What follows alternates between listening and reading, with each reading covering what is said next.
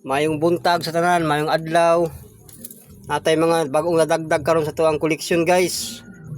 Na mga old banknotes, antique banknotes no.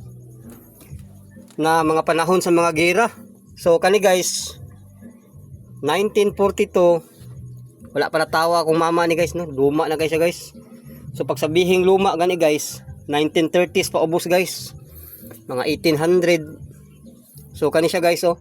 Mo ni ang 2 pesos tong unang panahon guys. Mo ni siya gitawag og paper banknotes no. Pag papel, pag coins naman, ang tawag na niya mo na sa mga coins. Nasa guys oh. Natay mga error no. Error na BSP. BSP guys means Bangko Sentral ng Pilipinas no. Pag NGC naman guys, New Generation Currency ang meaning niya. So sa mga hindi nakakaalam guys, ipaliwanag natin yung mga meaning nito guys no. So ito yung mga na-collection natin guys ng mga error, complete set.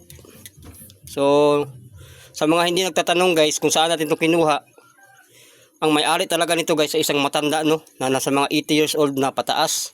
So bininta niya sa atin at binili rin natin. Kasi ito yung hilig natin guys. Kumbaga passion guys ba, hindi yung ngayon ka mag-collect tapos bukas iba naman yung utak na hinahanap mo. So kapag mag-collection ka guys, kung ano yung hilig mo yun na yun, di na magpaiba-iba. So ito yun guys, yung mga old piso natin na paper banknotes. Yan. At saka meron dito yung antique. Ito guys oh. Mga antique na ano, charcoal iron sa English to. Sa Bisaya naman guys, plansa di uling no. Ito siya. So sobrang hirap to makita guys, lalo na sa ganitong ano, complete set siya. Meron pa siyang ano, meron siyang hawakan.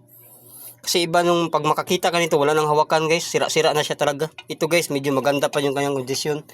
So kapag meron tayong antigo guys, huwag iwasan natin linisan siya no. Kasi pag nilinisan natin yan, sigurado bababa yung value niyan. Yan guys oh. Ito naman yung sinasabi kong Petromax na 1945 no, na antique. Sobrang luma na yan guys. Patina ng kalawang guys oh.